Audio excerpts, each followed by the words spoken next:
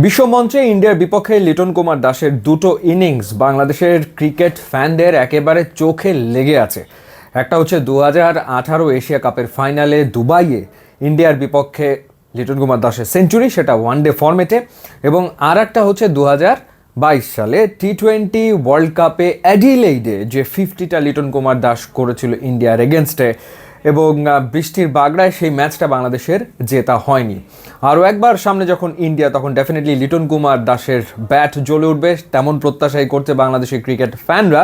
এবং বছরটা, সময়টা লিটন কুমার দাসের নিশ্চিতভাবেই টি-20 ক্যারিয়ারে আমার মনে হয় যে সেরা বছর পার করছেন লিটন কুমার দাস। কেন, কি কারণে এই কথা বলছি? কারণ একেই লিটন কুমার দাস বনে গেছেন বাংলাদেশের পক্ষে টি-20তে সর্বোচ্চ রান করা ব্যাটসম্যান। তিনি 2556 রান করেছেন, পেছনে ফেলে দিয়েছেন সাকিব আল হাসানকে। 2551 রান সাকিবের ছিল। তো লিটন একেই বাংলাদেশের পক্ষে টি-20তে সবচেয়ে বেশি রান করেছেন, সবচেয়ে বেশি 50ও এসছে তার ব্যাট থেকে। এবং বলছিলাম যে বছরটা আসলে তার, কারণ 2025 সালে 19 ম্যাচের 19 ইনিংসে তার রান হচ্ছে 536। এর চেয়ে বেশি রান তিনি করেছেন 2022 সালে 544 রান করেছিলেন 19 ম্যাচে। তো এই বছর তিনি আসলে ছাড়িয়ে যাচ্ছেন সেই রেকর্ডটা, অর্থাৎ এই বছর লিটন তার ক্যারিয়ারে সবচেয়ে বেশি রান করতে যাচ্ছেন এক বছরের হিসেবে নিশ্চিতভাবেই। এবং এই বছর তার গড় হচ্ছে 31.52, স্ট্রাইক রেট 134, 4টা 50 এসছে তার ব্যাট থেকে। হংকংয়ের এগেনস্টে তিনি দারুণ একটা ইনিংস খেলেছেন, একটা 50 করেছেন, এবং এশিয়া কাপে যাওয়ার আগে নেদারল্যান্ডসের বিপক্ষে তিনি দুটো 50 করেছেন। শ্রীলঙ্কার এগেনস্টে দুটো ম্যাচেই তিনি কিন্তু স্টার্ট পেয়েছিলেন, 23 করেছেন একটাতে, আর একটাতে 28 করেছেন, কিন্তু ইনিংসটা বড় করতে পারেননি। মাঝখানে আফগানিস্তানের বিপক্ষে করেছেন 9 run. So definitely Liton Kumar দাসের ব্যাটিংয়ের উপর অনেক কিছু আসলে নির্ভর করছে, এবং লিটনের কাছ থেকে একটা বড় ইনিংস ডেফিনেটলি আশা করছে বাংলাদেশের ক্রিকেট ফ্যানরা, সেটা হোক পাকিস্তানের এগেনস্টে কিংবা হোক সেটা ইন্ডিয়ার এগেনস্টে।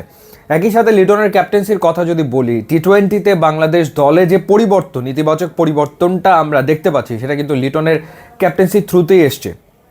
একটা সময় লিটনকে বহুত কথা শুনতে হয়েছে, ক্যারিয়ারে উত্থান পতন দুটোই তিনি দেখেছেন, এবং সেটা দেখাটাই স্বাভাবিক, ক্যারিয়ারে এটাই আসলে হবে।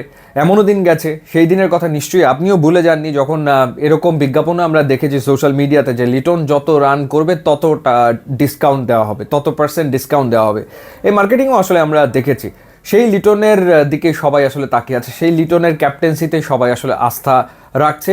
এবং এখন পর্যন্ত বাংলাদেশ টানা 3টা সিরিজ জিতে এশিয়া কাপে খেলছে। নেদারল্যান্ডস, পাকিস্তান, শ্রীলঙ্কার বিপক্ষে সিরিজ জিতেছে। এর আগে লিটনের নেতৃত্বে ওয়েস্ট ইন্ডিজের মাটিতে বাংলাদেশ টি-20 সিরিজ জিতেছে 3-0-তে, 4-4টা সিরিজ জয়। মাঝখানে দুটো সিরিজ হেরেছে, একটা অপ্রত্যাশিত ছিল সংযুক্ত আরব আমিরাতের বিপক্ষে, আর একটা পাকিস্তানের বিপক্ষে। সো 4টা সিরিজ জিতেছে, দুটো হেরেছে। ওভারঅল লিটন নেতৃত্ব ভালো দিচ্ছেন, সামনে থেকে লিড করছেন, পারফর্মও করছেন এই সময়টাতে।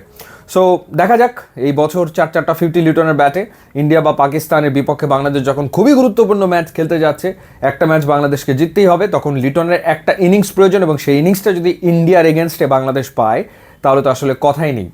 2018-তে দুবাইতে তিনি সেঞ্চুরি করেও পারেননি দলকে জেতাতে। অ্যাডিলেইডেও তিনি দুর্দান্ত হাফ সেঞ্চুরি করেছিলেন, কিন্তু বাংলাদেশ জেতেনি।